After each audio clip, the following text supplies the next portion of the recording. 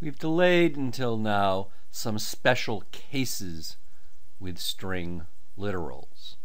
If you think about it, there is an issue if you want to put a quote inside of a string, because the quote indicates the beginning and the end in C#. There is a special way to do this. We have a special character, the backslash, which is an escape code, as in escape from the literal meaning and provide some special meaning of the character that comes after it. So in particular, if we have the escape code backslash and we follow it by a quote, it means literal quote, not the end of the string. So we can use it in a string and embed a quote character and then another quote character in this string where the conventional beginning and ending quotes here are separate.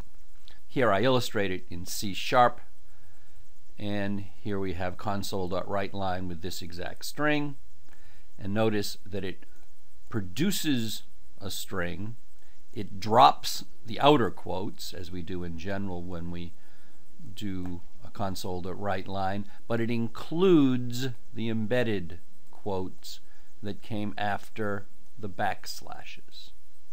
There are many other special cases of escape code. Here are the ones you're most likely to use. The one we just said, backslash quote, gives you a quote. And if you want to then include a backslash character, you need to double it.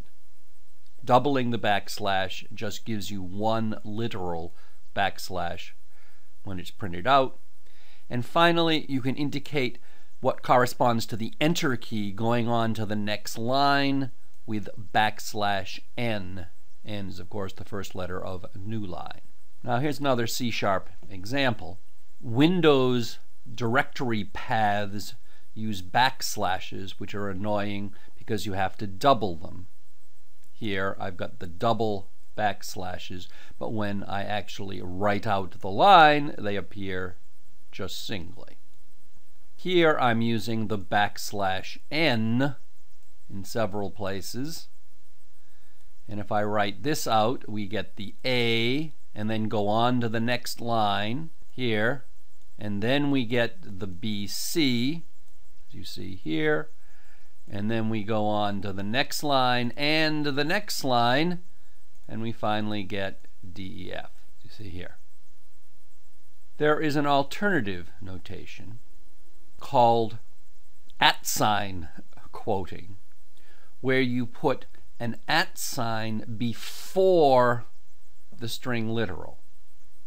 Here's an example, @ and then a string literal. Notice I did not duplicate the backslash here, because when you use the @ every character is treated literally. So backslash means backslash. Also, among the characters treated literally are new lines. So rather than doing backslash n's, you can actually put a string that just goes between multiple lines. A on the first line, BC on the next line, skip this line, and DEF on the last line. By the way, here I'm assuming that this is at the actual margin of the file. That's important because all the spaces here are significant. Here's a whole program that illustrates this.